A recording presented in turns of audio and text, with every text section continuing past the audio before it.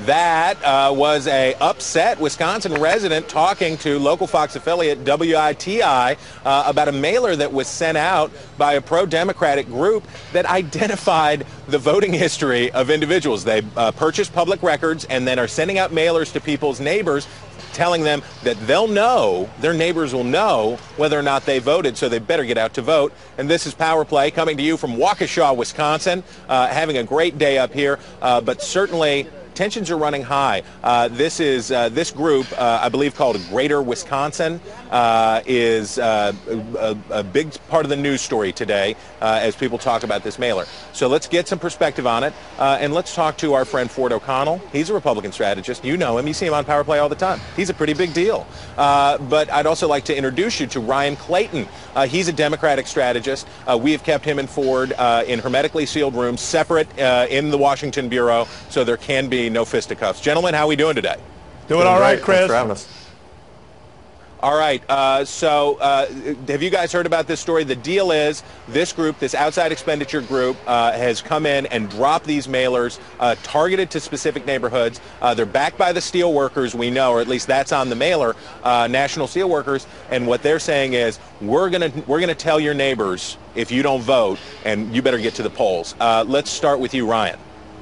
Yeah, well, what that mailer is a nonpartisan attempt to drive voter turnout and to encourage everyone to get to the polls today, June 5th, to make sure that Scott Walker is no longer in office. But I don't think that mailer, I was in Wisconsin this weekend, and I saw some of those mailers, and none of them had anything about any candidate on them. It didn't have anything about any political parties on it, and the only thing it had on there was a union bug that said the steelworkers, because that's who printed it. But they didn't send that mailer. Greater Wisconsin, a nonpartisan, independent expenditure outfit, sent that mailer out. And what that does is it just encourages people to say, hey, this is public record, just so you know, your neighbors vote or they don't vote. And what they found is that that really drives turnout, almost more than anything else that you can do. That encourages people to go to the polls. And I think that's a great thing, because we've never solved anything in America with less democracy.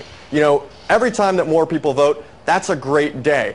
And the Republicans who are coming out against this mailer are just unhappy because that means more people are going to vote. And we can see through the voter ID laws that they passed from states all across the country that they don't want people to vote. No, but Ford, jump in here.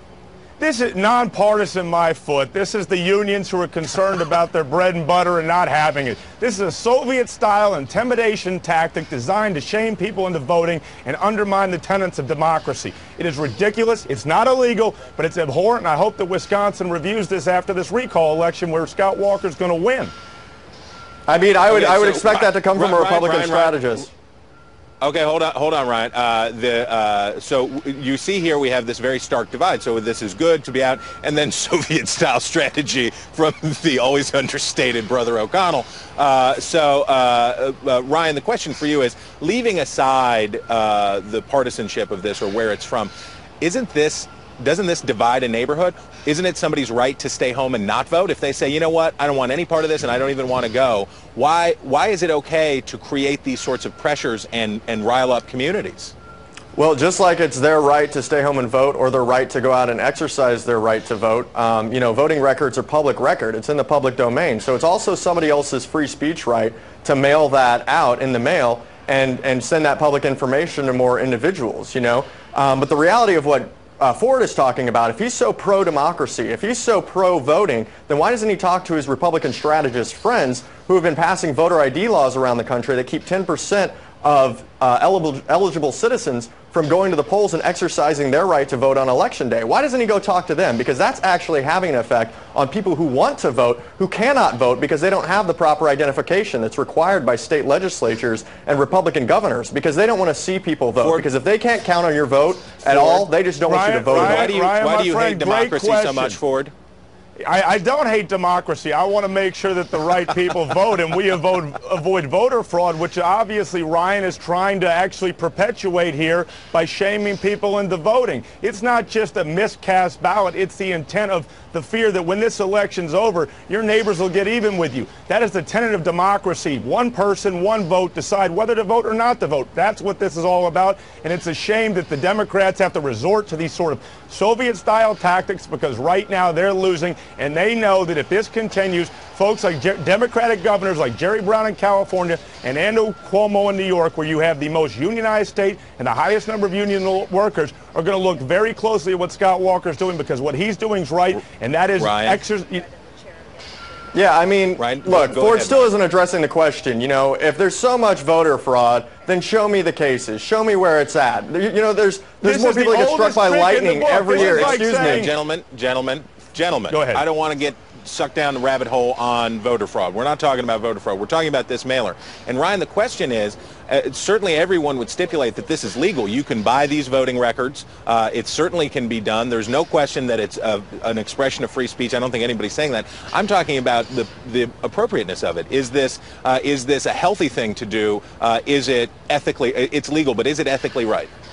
Yeah, well, you know, every time that more people vote, that's healthy for our democracy. And what this has been shown through social scientists, people that work at universities, really smart people, have shown that when you send out these mailers, that more people go vote. I don't know why Ford is so opposed to more people voting, but that's the simple fact of why Republicans don't like this, because they know that it means that more people are going to show up to the polling booths on Election Day. And that's the thing they're so upset about. They want to make sure that people don't vote. They want to restrict people from having access to the ballot box. They want to keep old people and people of color and young people away from the ballot box. All right, Ryan. All right. Chris. So Ford. So the question here, though, is these folks, when they get in to vote, even if they feel pressured by their neighbors, especially if there's organized labor involved, if they feel pressured to go, when they get there, it's still their own choice. They could vote for Walker. They can vote for Walker, and but I think this whole thing is morally repugnant, because people should want to vote because they want to vote, not because they're being shamed by their neighbors or by some outside organization who decided to post their names for everybody to see. I mean, we all know how this works out. Look, it's legal, it's morally repugnant, and I hope that Wisconsin reviews this situation once this recall election's over.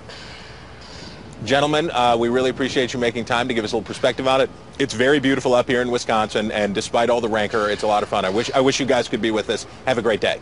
Absolutely, You too. Chris. Thanks for having us. Say goodbye to Scott Walker for us.